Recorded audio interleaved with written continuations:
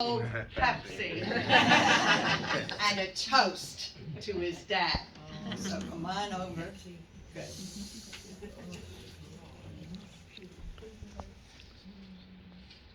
Dad, I want you I want to thank you for all the great times we had watching the Eagles and the Phillies, and for you coming to all my basketball games, cheering me on with Special Olympics. And I want to do a toast. Cheers to my dad. Cheers.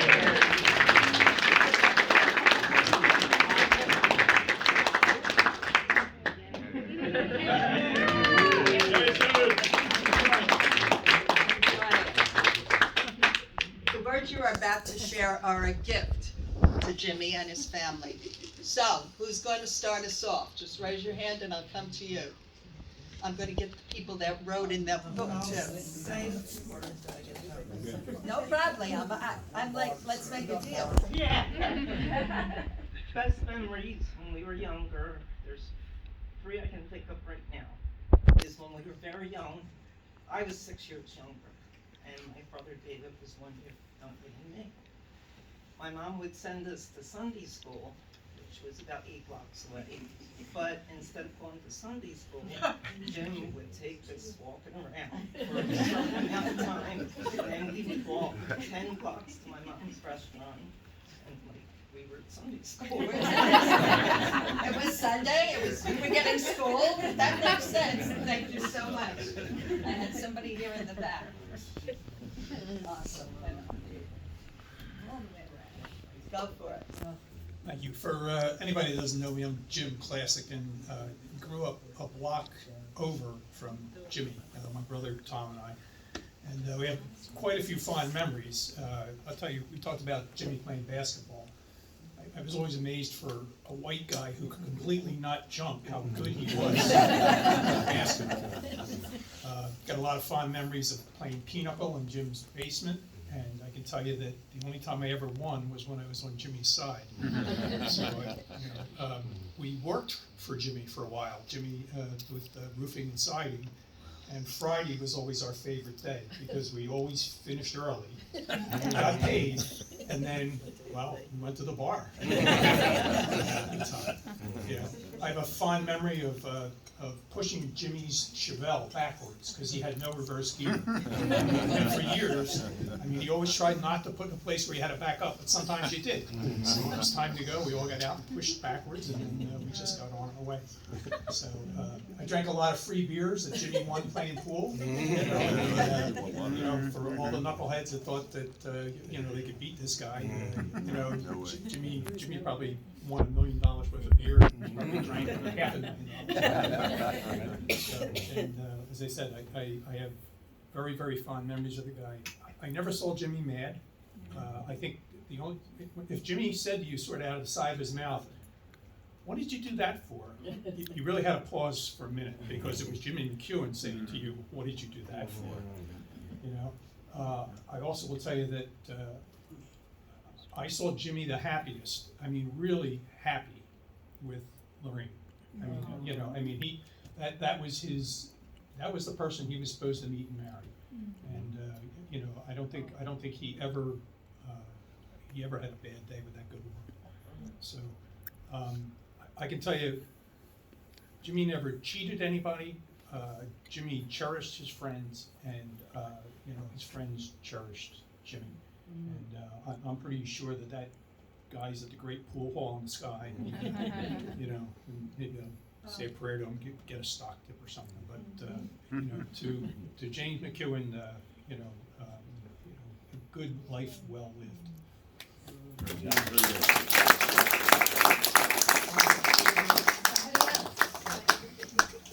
Yes. Hello, my name is Chris Back. I'm one of Jason's very good friends, and Jimmy would always invite me down to Y. When I was in the Y, I went buying Chinese food. We would just talk about life, talk about life in general, talk about how he met his beautiful wife Elaine, and just life in general. He was a really great man. He had his Sylvester cup. He'd go, "Chris, can you get me some ice? Can you give me some ice?" So I would always be his ice man. I was ice with him all the time. He was great. You're just a wonderful man. To Jim, we miss you. We love you.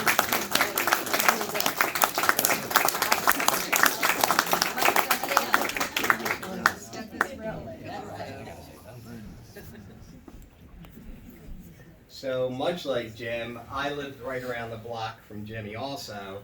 And when I was 13, which was a few years ago, I would ride my bike to the basketball court, and I met Jim. I was only in 7th grade. We were friends instantly, even though we didn't really know each other before that. So then this group here, a lot of these guys and girls, and I guess from about 1973 to 1980, we rented a house in Margate, the whole gang of us. There was 10 of us guys, all of these guys here. And we had such a great time. And Jim was always the highlight of the group.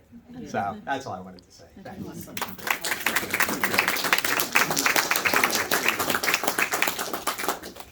Good morning or good afternoon, everyone. Someone mentioned Jim and pool. Well, I have a little anecdote about Jim. We went down to the Outer Banks, one of the many trips to the Outer Banks. This group here, most of us anyway, and we spent the day playing cards and drinking, and then we went out to the bar. And Jim started playing pool, and Jim proceeded to wipe the table with everyone, the locals down there, and they weren't too happy about that. So our friend Tom here decided to give him the trophy off the shelf. And that really didn't sit too well with the locals. So I don't know if that started a fight or not, but it was certainly funny. He was the best pool shooter I've ever seen. He really could take charge. But then he would say at the end, "I'm not here to play games." To Jim. I love it. Somebody else. Somebody else.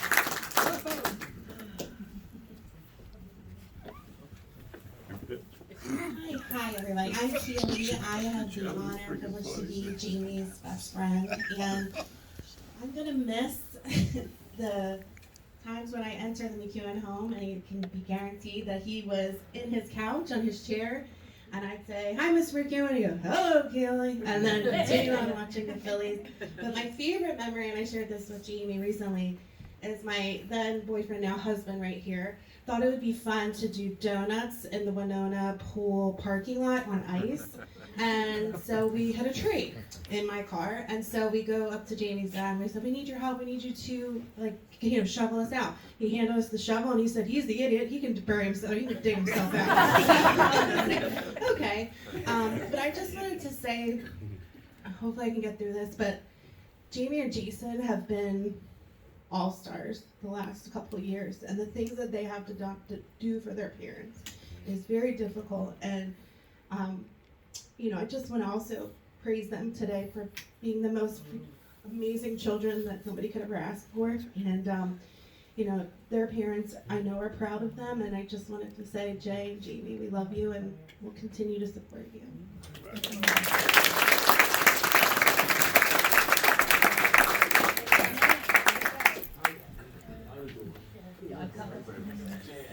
You're the spokesman. Come on, Sam.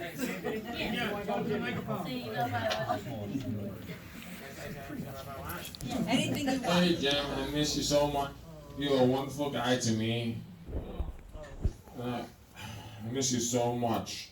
You're the best person. Thank you.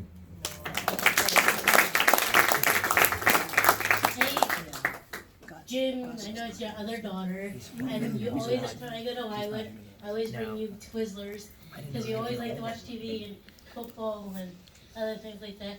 Dad, I miss you. I know I'm your other daughter.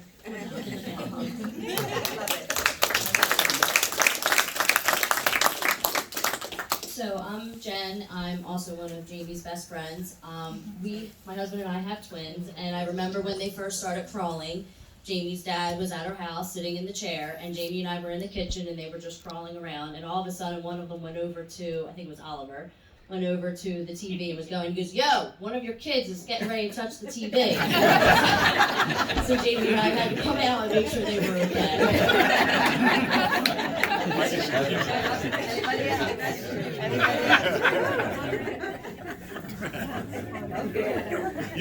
Hi, I'm Jay's and Jamie's cousin. We went to Wildwood over summer break, and we knew that that Jim was not doing good. So 2 weeks ago, before he passed away, I was actually sick home with my mom Debbie, and Jay called me, and I was like, "Oh, how's Dad today?" And he goes, "Well, he's not behaving well." So I said to Jim, so Jim's like Jim asked me, he didn't care about him at all. He wanted to know how I was feeling. And I'm like, "Are you behaving? Do you want me to come down there and help you?" And he was like, "No, I don't want you to come down and help me." I said, "Why not?" He goes, "'Cause I will be a bad patient for you."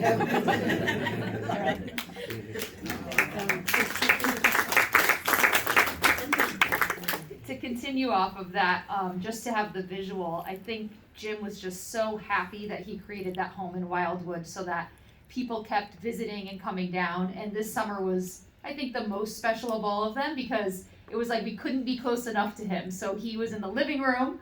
That's where he stayed for the most time over the summer. And we just were able to watch a movie with him when we visited the last few times. And it was just as if he couldn't have his loved ones close enough around him. So just want you to know that he was very well loved and so happy to have everyone down there in that special place for him and Lorraine. For sure.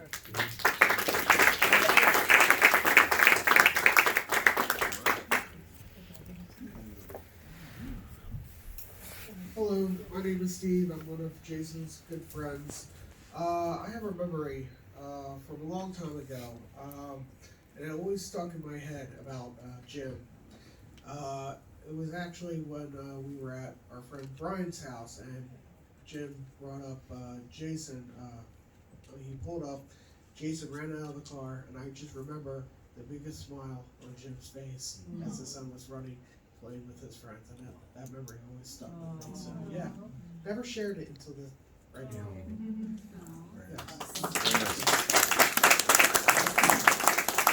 hopefully Jim's big smile is staying with us right here, right now. Who else would like to say something? That's right, we have to get everybody in this row here. Okay. Hi everyone, my name is Zach. A lot of you don't know me. I do a lot of volunteer work with Special Olympics, which is how I became really good friends with Jason over the past couple of years.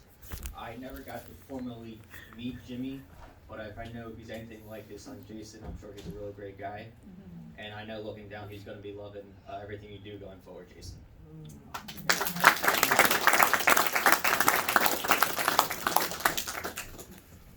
The microphone's waiting for you. Okay.